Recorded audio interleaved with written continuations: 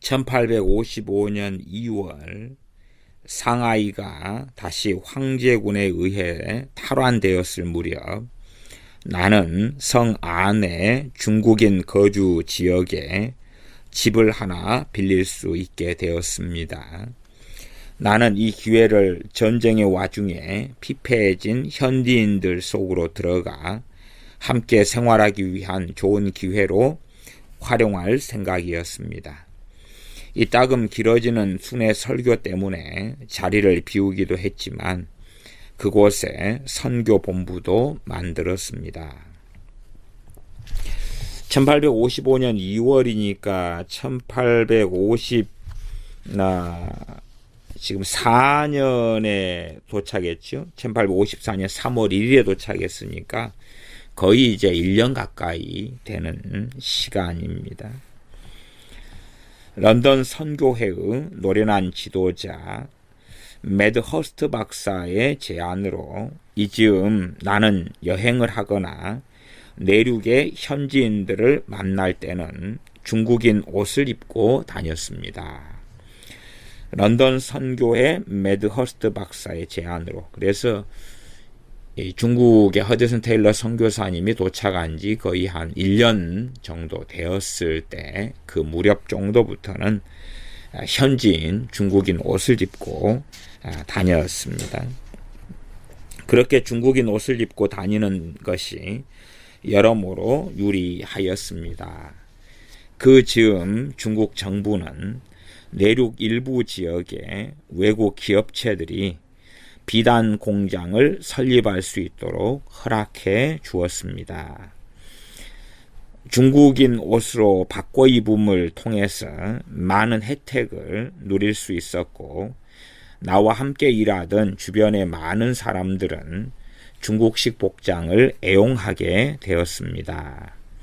비록 최근 들어서 주변 상황이 많이 변하기는 했지만 이 말은 지금도 여전히 유효합니다. 1851년 일어난 태평천국의 난은 이때쯤 해서 최고조에 달하고 있었습니다. 태평천국의 난이 1851년에 일어나서 지금 이 자서전 쓰는 이 지점이 55년 내 내용을 쓰고 있었을 내용입니다. 난징의 큰 도시들은 모두 이 반란군에 의해서 점령되었습니다. 이들은 이 상하이의 거점을 만들고 그 지역을 요새화했습니다. 1855년 여름 동안 기독교 신앙을 전하기 위해서 반란군 지도자를 여러 차례 만나고자 시도했습니다. 그러나 그들을 만나기는 정말 힘들었고 결국 포기하고 말았습니다. 나와 다른 동역자들은 난징으로 들어갈 수 있는 방안을 찾아봤지만 불가능하다는 것을 깨닫고는 관심을 충민섬에 복음하러 돌렸습니다. 중국인 한가운데 작은 집을 빌리고 정착함으로써 나는 그들에 대한 선입관과 두려움을 비로소 극복할 수 있게 되었습니다. 중국인들 가운데 집을 빌려서 함께 생활하면서 중국인들에 대한 선입관이나 두려움을 극복할 수 있었다고 이야기합니다. 이러한 점은 내게 큰 용기와 기쁨을 안겨주었습니다. 하지만 몇 주가 지나지 않았어. 그러니까 거의 몇 주일 정도밖에는 이 중국인들 사이에서 집을 빌려가지고 생활을 또 못하게 됐습니다. 몇 주가 지나지 않았어. 이 지역의 중국인 관리들로부터 영국 영사에게 불평이 들어갔고 영국 영사는 내게 퇴거해 줄 것을 요구했습니다. 영국 영사관이 허드슨 테일러 선교사님을 영국인인데 보호해 주지 않았다 그 말입니다. 오히려 프랑스 영사는 내가 있었던 곳에서 3-4마일 떨어진 곳인 천주교 사제들의 집을 충실히 보호해 주었는데 영국 영사는 그렇게 하지 않았습니다. 이 예상치 못했던 장애물에 몹시 실망하고 지쳐서 나는 마지못해 별다른 기대도 없이 상하이로 되돌아갔습니다. 그러니 이런 소소한 일들이나 때로는 큰 일의 실패를 경험하게 되는 과정들을 지납니다. 한편 몇 달 전에 영국에서 자신의 사역지로 돌아가던 영국 장로교 선교회 소속 윌리엄 번스 선교사가 상하이에 도착했습니다. 영국 장로교 선교사 소속인 이 윌리엄 번스 선교사님은 허디슨 테일러 선교사님의 동역자로서 허디슨 테일러 선교사님에게 굉장히 많은 영향을 끼치는 그러한 귀한 하나님의 종으로 기록됩니다. 이 번스 선교사님은 나처럼 반란군들을 접촉하려고 했지만 성공하지 못한 채 예만 쓰고 있었습니다. 이러한 시도가 실패하자 윌리엄 번스 선교사는 한동안 자신의 선교 본부를 상하이에 설치하고 주변 현지인들을 대상으로 선교 활동에 전념했습니다. 그리고 그해 가을 나는 주님의 인도를 따라서 이 사랑스럽고 존경스러운 하나님의 종과 공동 사역을 펼치게 되었습니다. 1855년 가을부터 윌리엄 번스 선교사님하고 공동 사역을 하였다고 이야기합니다. 서로 파송된 이 선교회는 달랐지만 이렇게 한마음 한뜻이 되어서 공동 사역을 하는 것이 진정한 주님 안에서의 하나됨이지요. 아무하고나 하나됨은 결코 아닙니다. 우리는 함께 여행을 다니며 캉수 남부와 채강 북부 일대의 도시와 마을들을 전도했습니다. 이 지역 사람들은 지역 전체를 마치 네트워크처럼 퍼져나가며 비옥하고 풍요롭게 만드는 강과 운하를 따라 배 위에서 생활하고 있었습니다. 이 당시에 번스 선교사는 영국식 복장을 하고 있었습니다. 나는 그보다 나이도 어리고 경험도 부족했지만 내 주변에는 조용히 귀 기울여 말을 듣는 사람들이 따라다녔고 번스 선교사 주변에는 호기심만 가득한 개구장이 소년들만 북적거렸습니다. 허디슨 테일러 선교사님은 당시에 23살이었지요. 1855년이요. 23살이었지만은 중국식 복장을 하고 선교를 했기 때문에 복음을 진지하게 듣는 사람들이 허디슨 테일러 선교사님 주변에는 많았고 윌리엄 번스 선교사님은 영국 옷을 입고 했기 때문에 이 꼬맹이들만 그냥 구경꾼처럼 우우 달라들었다 그 말입니다. 나는 중국인들 집으로 초대를 받았지만 윌리엄 번스 선교사는 주변의 꼬마들 때문에 초대가 어렵다는 사과의 말을 들어야 했습니다. 몇 주간에 걸쳐서 이런 일을 당하고 난 후에 윌리엄 번스 선교사 역시 중국식 복장으로 갈아입었고 그 결과 여러 가지 혜택을 누릴 수 있게 되었습니다. 이 윌리엄 번스 선교사님도 아마 성령 충만한 주님의 종이었죠. 그런데 중국식 복장으로 갈아입게 되는 데까지가 몇 주가 지나는 거죠. 몇 주가 지난 다음에 그렇게 하면서 단지 이걸 이렇게 해라 보다는 그 과정을 통해서 우리는 성장하고 성숙하고 배워가는 것입니다. 그러면서 명철을 얻고 지혜를 얻어갑니다. 윌리엄 번스 선교사님과 나의 함께하는 동역으로 인하여 행복한 나날들을 보내었고 내게는 말할 수 없는 기쁨과 은혜를 가져다 주었습니다. 번스 선교사가 보여준 말씀에 대한 사랑과 경건하고 겸손한 생활, 하나님과의 지속적인 교제는 내 마음에 깊은 흔적을 남겼습니다.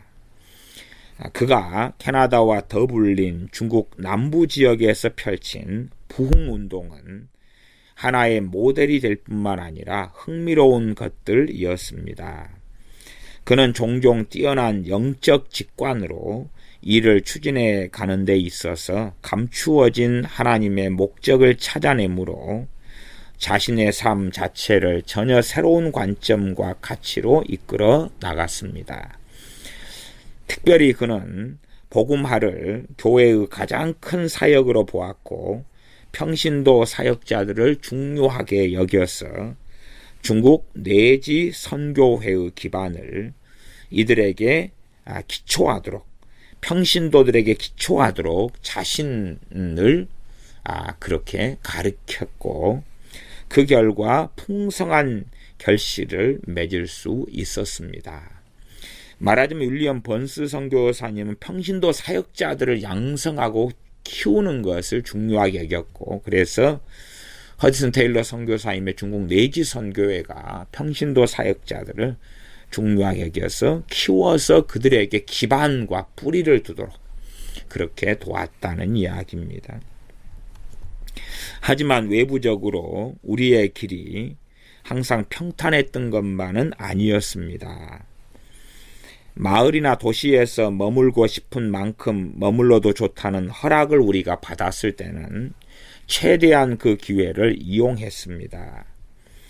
우리는 먼저 축복을 구하는 기도를 드린 후에 아침 9시가 되면 대나무로 만들어진 등을 들고 우리가 살던 배에서 출발했습니다. 주로 이제 이 강, 운하를 통해서 이동을 많이 해서 복음을 전했던 것 같습니다. 적당한 장소를 고른 후에는 한 사람이 기도를 드리는 동안에 다른 한 사람이 걸상 위에 올라가 20분 동안 설교를 했습니다. 한 사람은 중보기도하고 한 사람은 설교하고 이런 방식을 취했습니다.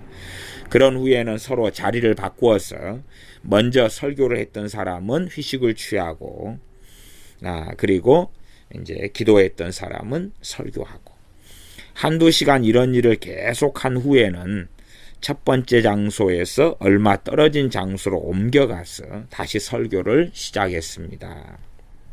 오후가 되면 우리는 다시 배로 돌아와 저녁을 먹고 교제와 기도의 시간을 가진 후에 어두워질 때까지 외부 활동을 하지 않았습니다. 차와 좀 더 휴식을 취한 후에 우리는 현지인 조력자들과 함께 밖으로 나가 찻집으로 갔습니다. 찻집에서 다른 사람들과 대화를 하면서 몇 시간을 보내었습니다. 그래서 중국인 찻집이 사람들이 많이 모이는 곳이기 때문에 찻집에서 차를 마시면서 중국인들에게 복음을 전하는 기회로 활용했다는 이야기입니다.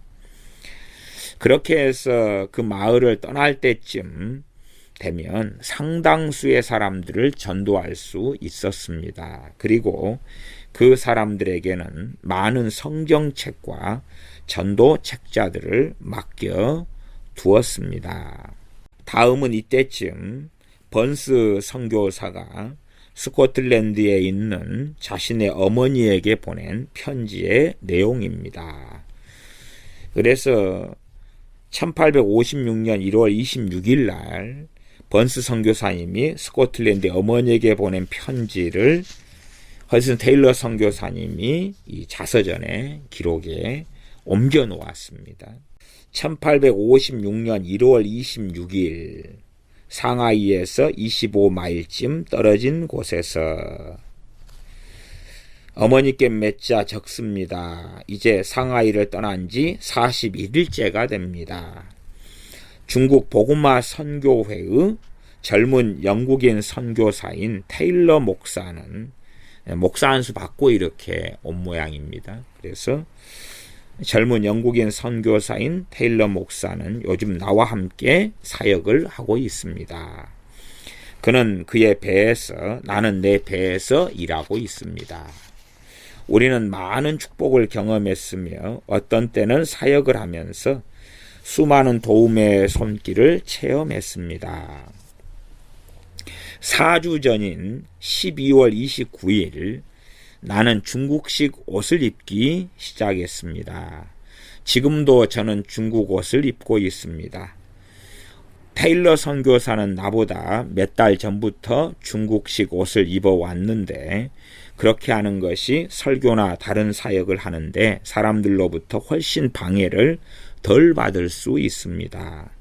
나는 테일러 선교사의 모범을 따르는 것이 내 임무라고 느꼈습니다. 이렇게 이제 느낀 거죠. 몇 주간 함께 지내면서. 그렇게 실상 성령의 인도하심을 받는 겁니다.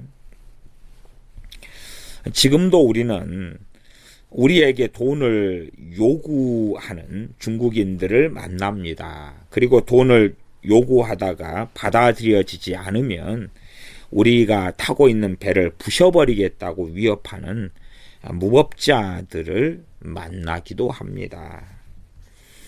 그래서 우리는 그러한 무법자들과 만나지 않기 위하여 가능한 한 떨어져 있으려고 하기도 합니다. 배를 모는 백군들은 경계를 늦추지 않고 있고 가능한 한 집 근처로 돌아가자고 우리에게 계속 이야기하고 있습니다. 무법자들은 전에 테일러 선교사의 배에 난입해서 난폭하게 배의 일부를 부셔버린 적이 있습니다. 책을 내놓으라는 그들의 요구를 거절했기 때문이었습니다. 어떤 특정한 지역을 자신의 사역지로 만들기에는 여러 가지 어려운 점이 있지만 그럼에도 불구하고 우리는 이 지역에 아주 큰 사역지를 가지고 있습니다. 사람들은 주의 깊게 우리의 이야기를 듣지만 사람들을 확신시키고 회심시키기 위해서는 하나님께서 주시는 능력이 필요합니다. 킬리스에는 우리의 사역을 위해 기도하는 교우들이 있습니까? 아니면 그러한 사람들을 어머니께서 찾기 위한 노력을 기울이고 계신지요? 그러니까 어머니께 이제 기도로 동역하는 동역자들을 좀 모아달라고 이렇게 요청하는 거죠. 윌리엄 번스 선교사님이요. 우리의 사역을 위한 기도가 얼마나 절실히 필요한지 모르겠습니다. 이곳에서는 정말로 추수할 것이 많습니다.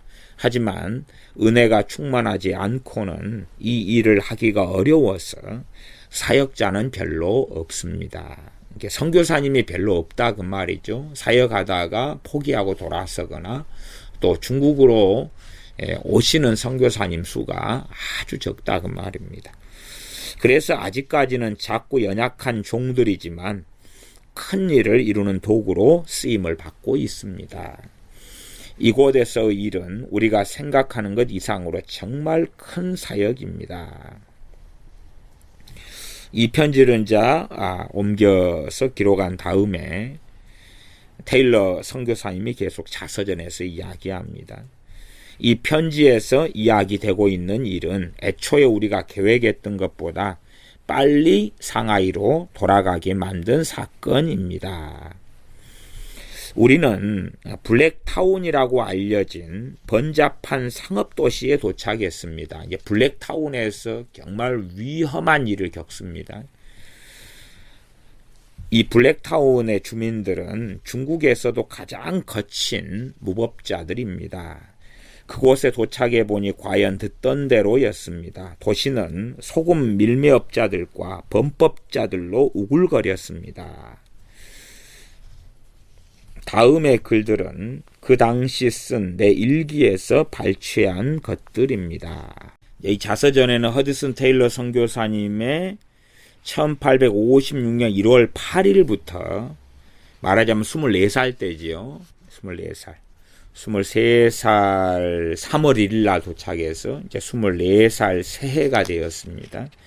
그리고 이 위험한 도시로 들어갔는데 그 위험한 도시가 일명 블랙타운이라고 알려진 도시지요. 다른 말로 우첸이라고도 하는 도시입니다. 여기에서 겪은 며칠간의 이 굉장히 위험한 것에 대한 내용이 테일러 선교사님의 일기로서 발췌되어서 자서전에 나와 있습니다.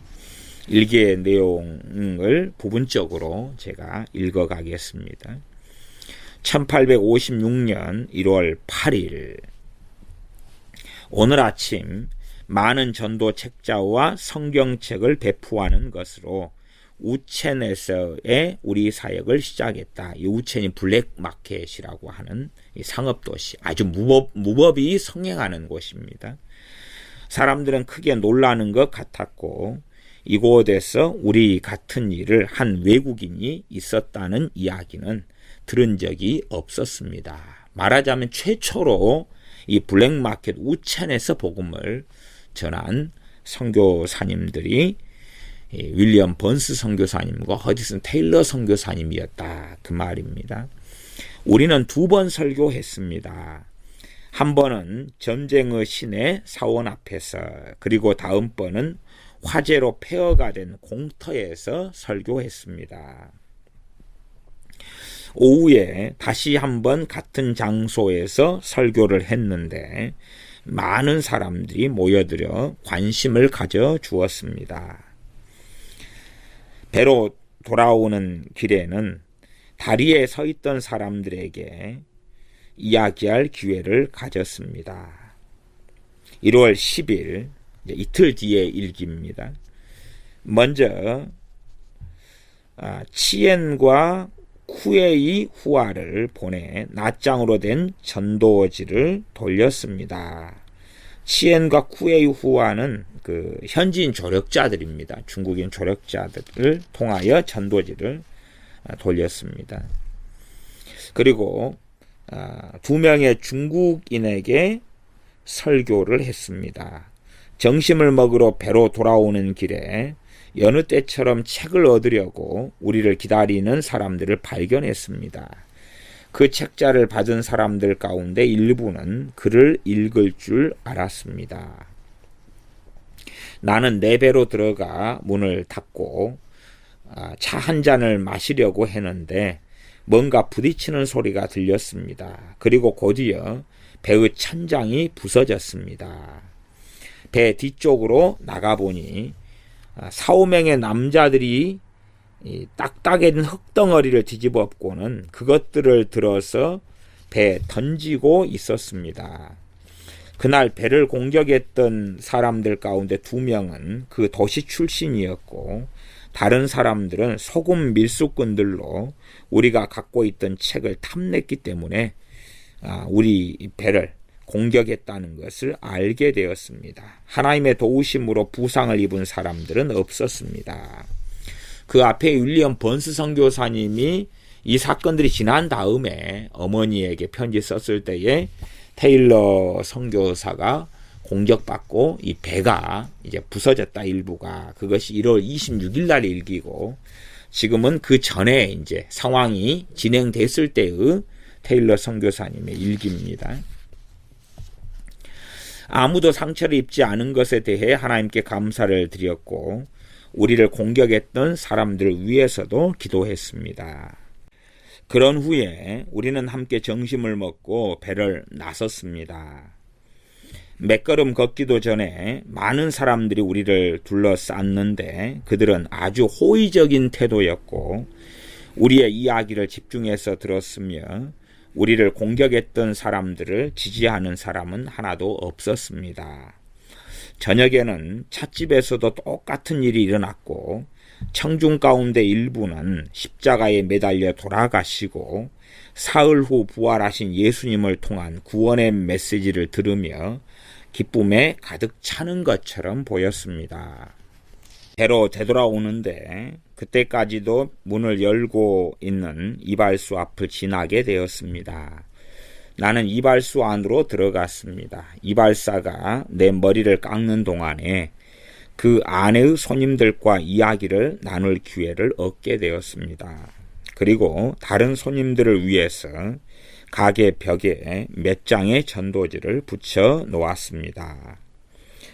야오라는 이름의 존경스러운 한 가게 주인은 우리가 우첸에 머물렀던 첫째 날, 이 블랙마켓이죠. 첫째 날 혹은 둘째 날 성경책과 전도책자의 일부를 받아갔는데 우리 배가 부서졌던 어제 다시 찾아와서는 책을 좀 더 달라고 부탁했습니다. 우리는 갑작스럽게 당한 일로 정신이 하나도 없었기 때문에 그에게 하루나 이틀 뒤에 다시 찾아오면 필요로 하는 책을 주겠다고 이야기했습니다. 오늘 아침 그는 다시 찾아와서 다음과 같은 글을 내밀었습니다. 아마 대화로는 자세한 말이 표현이 어려우니까 이 글로 쓰면 좀 더 낫지요. 그래서 글을 써가지고 왔던 것 같습니다. 글에는 이런 식으로 써온 글이 내용이 되어 있습니다.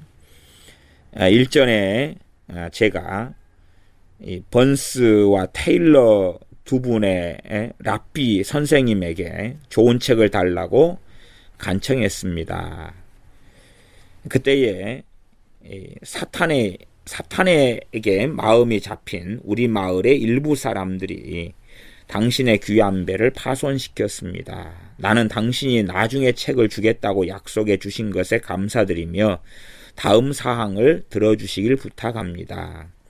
신약 성경 전체가 제게 필요합니다.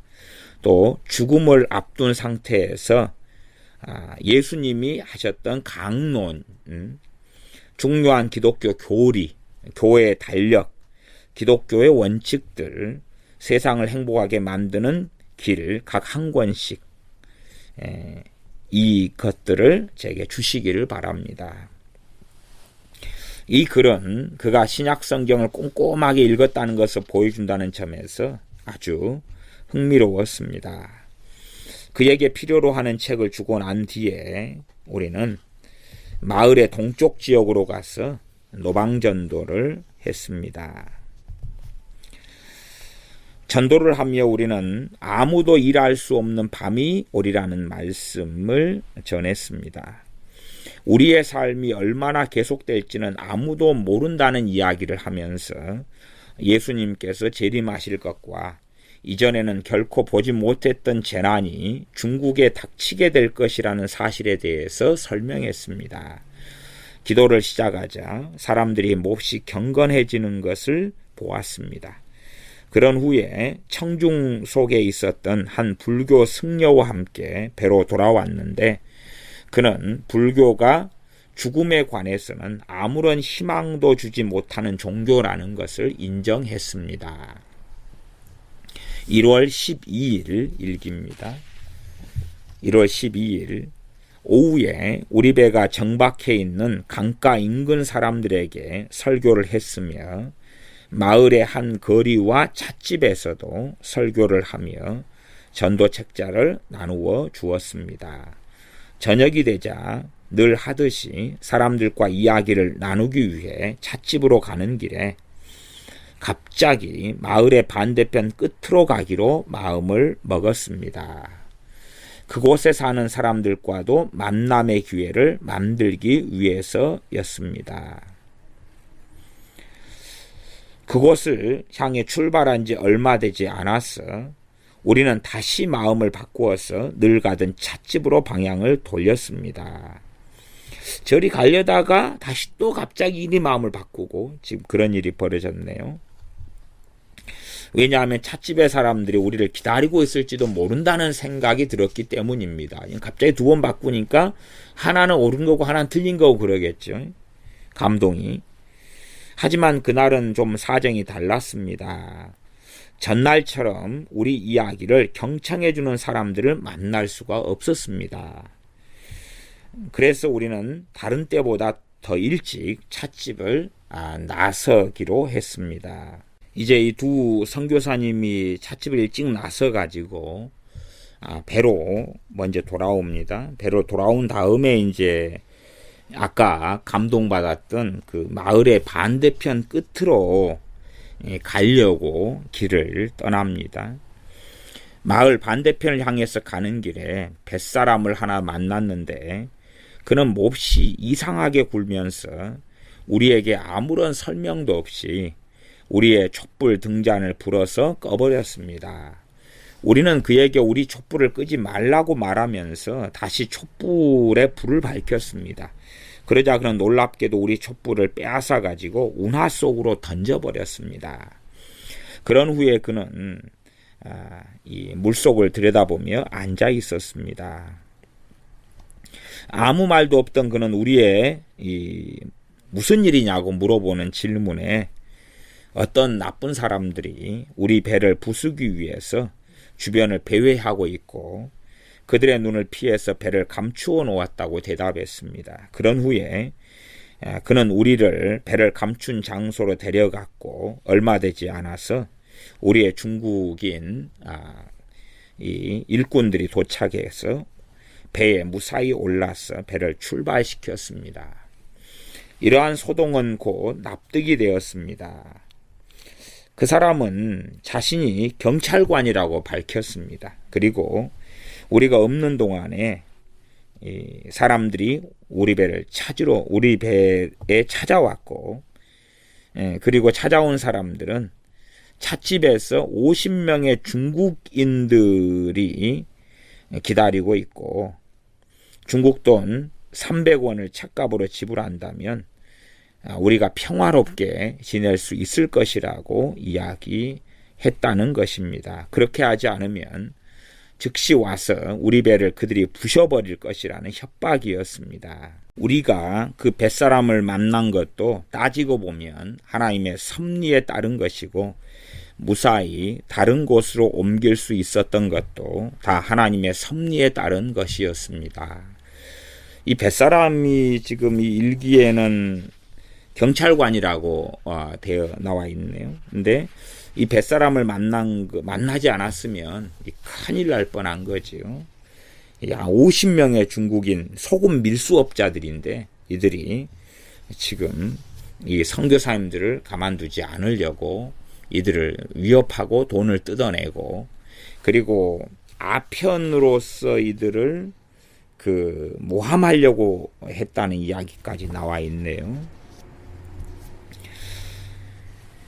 그리고 이제 이들이 배를 출발시킨 다음에 이 소금 밀매업자들이 우리를 추격했습니다. 그러나 우리는 다행히도 그들이 추격을 하였으나 헛수고로 돌아갔고 잡히지 않았습니다. 1월 13일 지금 그 소금 밀매업자들이 추격하는데 아직 잡히지 않고 그것이 12일이었고요. 지금 13일입니다. 13일 일기입니다. 계속하여 그 소금 밀매업자들은 지금 이 선교사님들의 배를 잡고 이들을 지금 잡으려고 하고 있는 중입니다. 오늘 아침 나는 무릎 관절에 심한 통증으로 새벽 4시에 잠에서 깨어났습니다. 어제 무릎을 심하게 부딪혔는데 통증은 그것 때문이었습니다.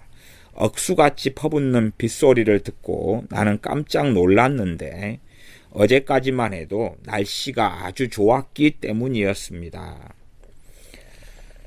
날씨가 이 소금 밀수업자들의 우리를 수색하는 것을 막아주고 있었습니다.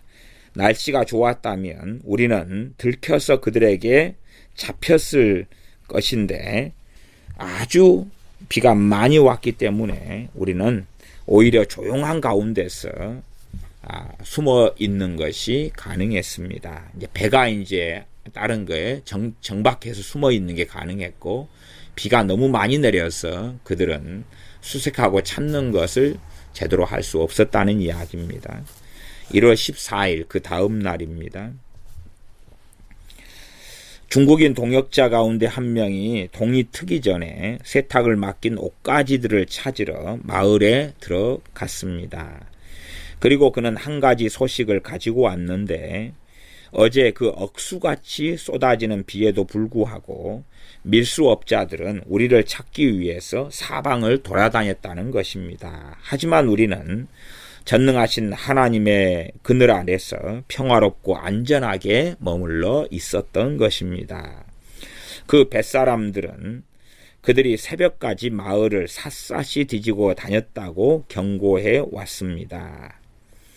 나는 활동 영역을 좁히기는 했지만 그곳을 떠나지 않고는 별다른 대안이 없었습니다. 그날 오후에 상하이로 가는 길에 우리는 핑왕에 도착했습니다.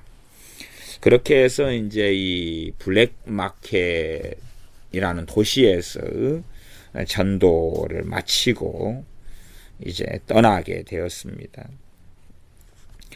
예기치 않게 블랙마켓이라고 불리는 이곳에서 블랙타운이죠. 블랙타운에 에를 떠나자 우리는 정말로 실망했습니다. 이 소금 밀수업자들 때문에 결국은 떠날 수밖에 없었지요.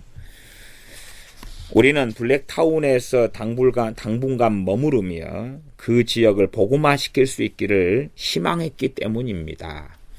그래도 이곳에서 복음을 듣고 받아들이는 사람들이 좀 있었다가 아마 이들의 이제 선동에도 함께 넘어가지 않았나 싶습니다. 그러나 전혀 예상하지 못했던 재난이 발생했고 그러한 주변 여건은 좀 더 넓은 지역으로 안내하고자 하는 하나님의 뜻과 연결되어 있는 것처럼 보였습니다. 계속 그곳에서만 머물 수는 없으니까요. 복음의 씨를 던져놓고 이동하는 것 같습니다. 그런 인도하심이 있었다고 테일러 선교사님은 이제 후수를 하고 있습니다. 하나님은 충분한 이유가 없이 박해가 일어나는 것은 허락하지 않으셨습니다. 이게 박해가 일어난 것도 하나님의 섭리였다고 인정하는 겁니다. 이 박해를 통하여서 다른 곳으로 이동하도록 하는 그러한 하나님의 인도였다. 주님께서도 어느 마을에 들어가서 그 마을에서 박해하면 발에 먼지까지 떨어버리고 옮기라고 말씀하는 거죠. 박해를 통하여서 복음을 전하는 장소로 옮기는 이야기를 주님은 하셨습니다. 하나님께서는 우리가 알지 못하는 길로 우리를 인도하셨습니다. 상하이에 도착하자 우리는 책과 재정을 다시 보충해서 며칠 내로 내륙으로 돌아갈 생각으로 스와토에서 무역업을 하고 있는 기독교인 선장을 만났습니다. 스와토가 이제 또 복음을 전하는 장소가 됩니다. 그런데 그는 스와토 지역의 전도가 시급하다는 이야기를 꺼냈습니다. 스와토에는 복음을 전하는 영국인 선교사가 아무도 없었습니다. 이것은 하나님의 부르심이라는 생각이 성령님의 인도하심을 통해서 느껴졌습니다. 스와토의 이야기를 이 선장님이 꺼내는데, 기독교인 선장님이 꺼내는데 나를 스와토로 부르시는구나 하는 것을 성령 인도하심을 통해서 강하게 느꼈다는 것입니다. 하지만 며칠 동안 나는 그 명령에 복종할 수 없다고 버티고 있었습니다. 왜냐하면 참으로 귀한 종인 이 윌리엄 번스 선교사님과 헤어지기 싫었기 때문에 그런 겁니다. 번스 선교사 같은 영적인 아버지가 없이는 그 일을 할 수 없었기 때문이었습니다. 그분과 같은 경건하고 행복한 동역자는 없었습니다. 그래서 나는 스스로 번스 선교사님과 헤어지는 것은 하나님의 뜻일 수 없다고 다짐하기도 했습니다. 이중적인 거죠. 성령님으로서는 이 스와토로 가야 된다고 그렇게 강하게 느꼈는데, 또한 번스 선교사님하고는 도무지 헤어질 수 없고, 왜 하나님께서 인도하신 동역자인 것은 또 느끼고, 이러한 영적인 갈등 속에서 어느 날 저녁 번스 선교사님과 함께 상하이 남문에 있는 미국 장로의 선교회의 로우 선교사님의 집으로 차를 마시러 갔습니다. 이 로우 선교사님의 사모님은 선교의 소명이라는 곡을 연주해 주었습니다.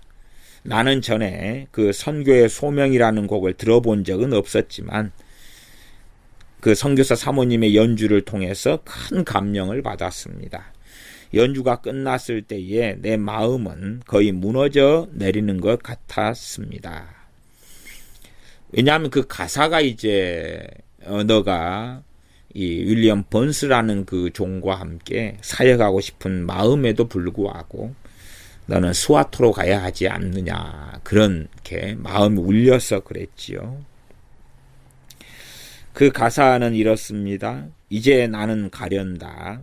더 이상 주저하지 않고 친구를 포기하고 어리석은 꿈들을 포기하련다. 그리고 굳게 약속하리.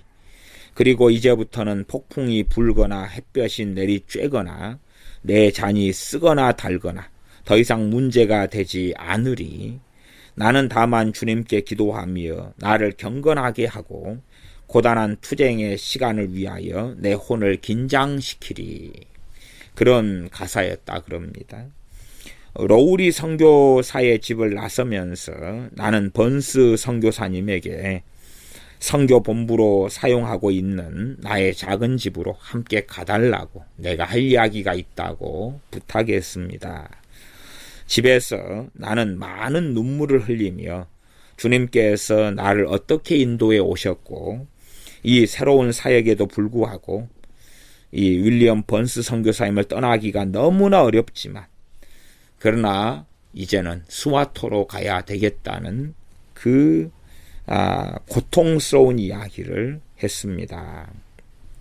그런데 윌리엄 번스 선교사님은 놀라운 눈으로 내 이야기를 놀란 눈으로 내 이야기를 듣더니 고통스러워하기보다는 오히려 즐거워했습니다.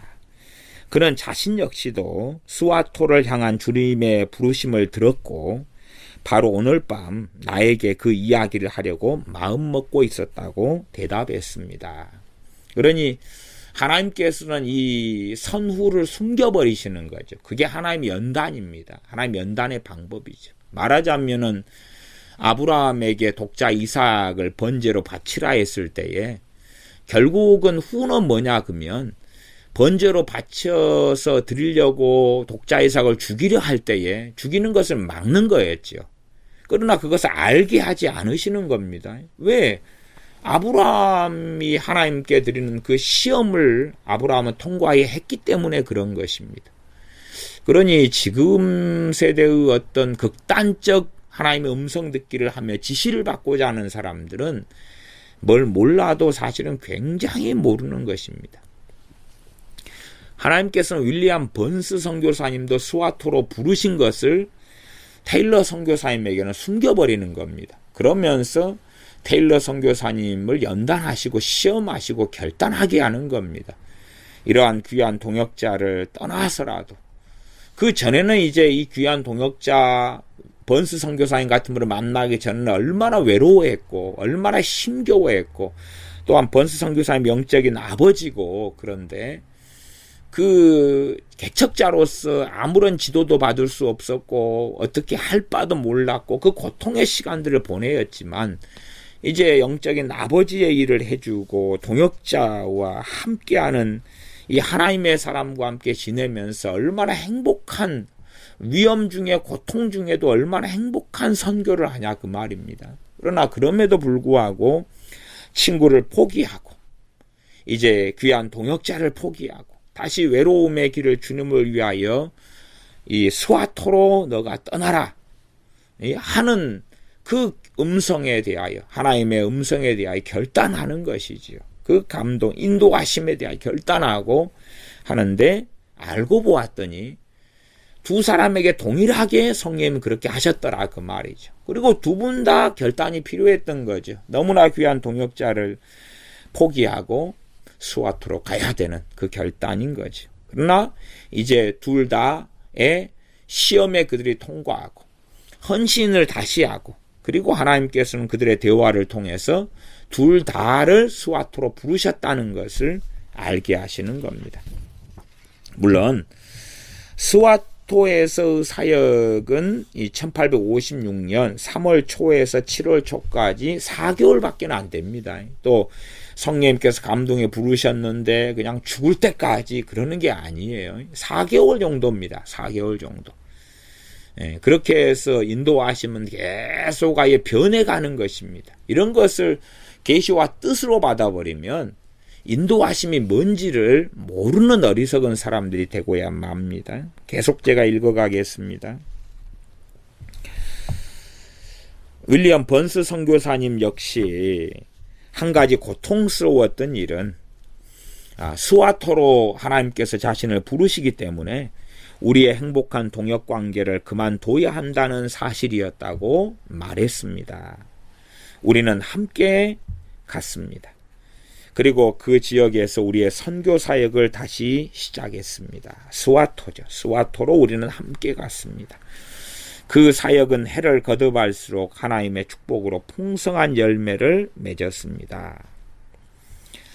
여기서는 이제 해를 거듭할수록 그렇게 나왔는데 전체의 스와토의 사역은 그렇게 오래되지는 않습니다. 근데 함께 동역 사역이 해를 거듭할수록 풍성한 열매를 맺었다. 그런 좀 테일러 선교사님이 글을 약간은 앞뒤 꼭지가 이렇게 잘 약하게 이렇게 자서전을 쓰신 것 같습니다.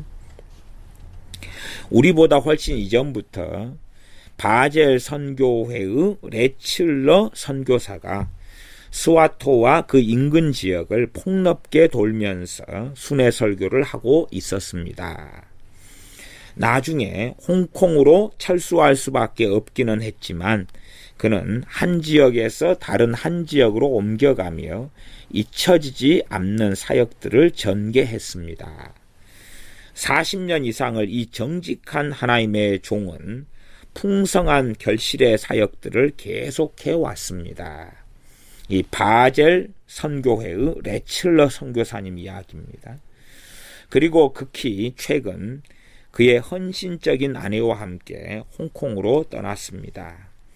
하지만 다시 중국 범토로 들어가 남은 생애를 그가 그토록 그리워했고 사랑했던 중국인과 함께 보냈습니다.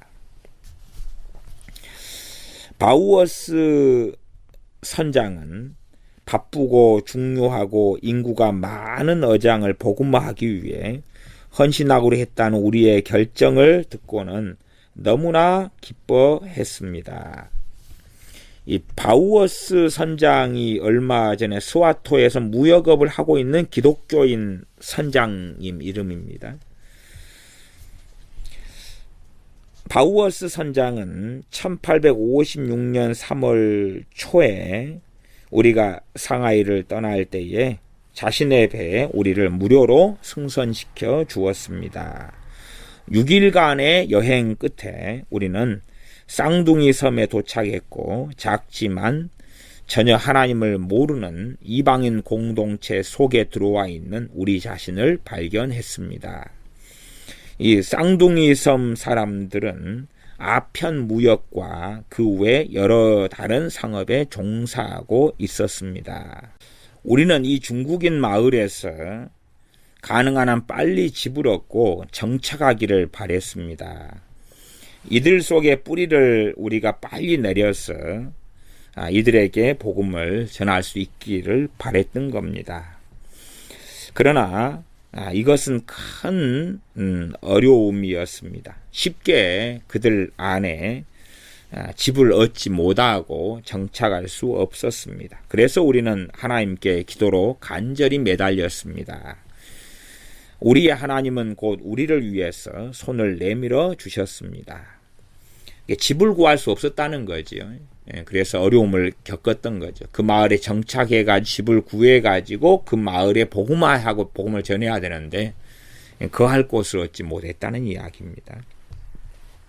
그런데 이제 하나님의 응답으로 하루는 이 마을 고위 관료의 친척인 한 상인을 만나서 번스 선교사님이 광동어로 설교를 했습니다.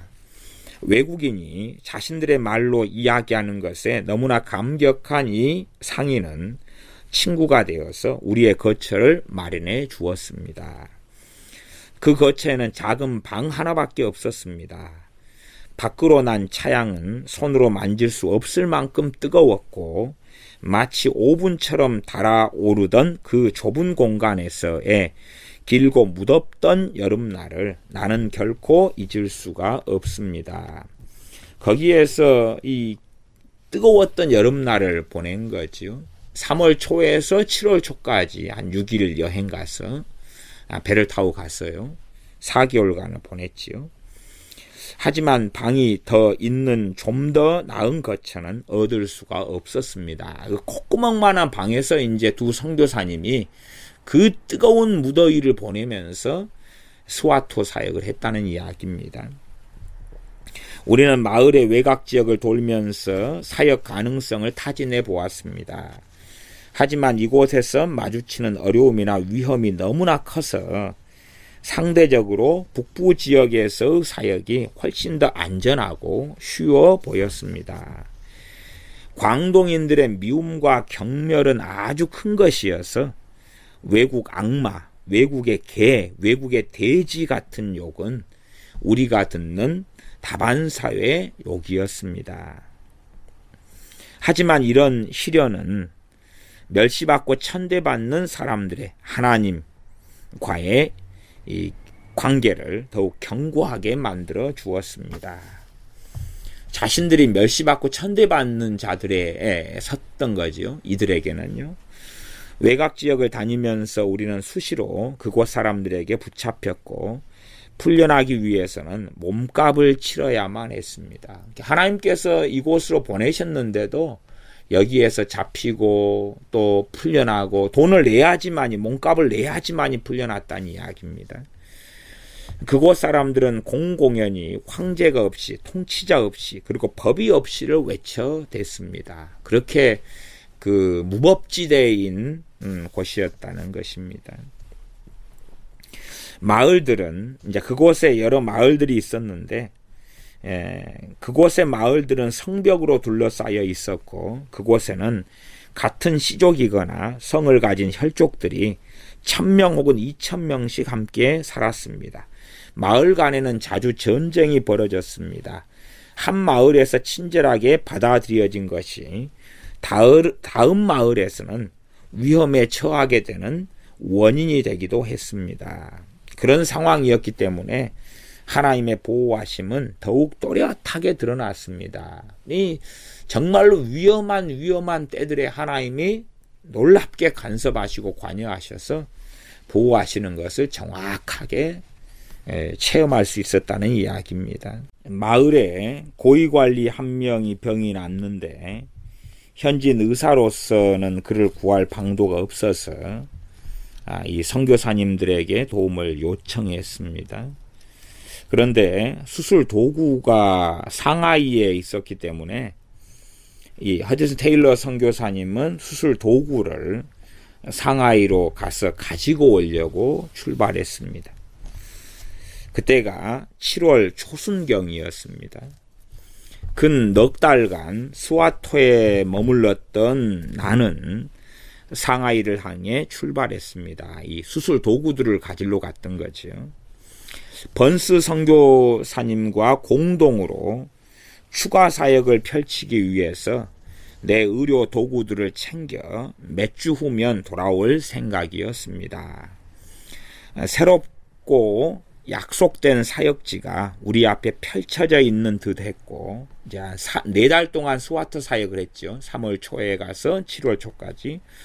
미래의 사역을 위해서 이 분야는 훨씬 더 희망적인 것처럼 보였습니다. 스와토라는 마을과 거주민들을 향한 축복이 예정되어 있는 것 같았습니다. 하지만 우리 두 사람이 그 수확의 기쁨을 맛보는 것은 하나님의 계획 속에 들어있지 않았습니다. 씨를 이 넉 달간 뿌렸던 거죠. 복음의 씨를. 그러나 수확은 보지 못했습니다. 왜냐하면 내가 상하이로 떠난 직후 내륙에 있던 번스 선교사님은 중국 관리들에게 잡혀서 투옥되었습니다. 그리고 광동으로 보내졌습니다. 그는 전쟁이 일어난 후에 1856년에 발생한 영국과 중국 간의 전쟁입니다. 이 전쟁이 일어난 후에 스와토로 되돌아올 수 있었지만 다른 사역지로 부름을 받았고 그 결과 스와토로 되돌아오기가 어려워졌습니다. 반면에 상하이로 향한 나의 여행은 또 다른 사역지로 인도에 가는 분기점을 향한 첫 발자국이 되었습니다. 의료기구를 가지러 상하이에 갔는데 그 상하이에서 하나님께서 또 다른 길로 이제는 허드슨 테일러 선교사님을 인도하였다라고 이야기합니다.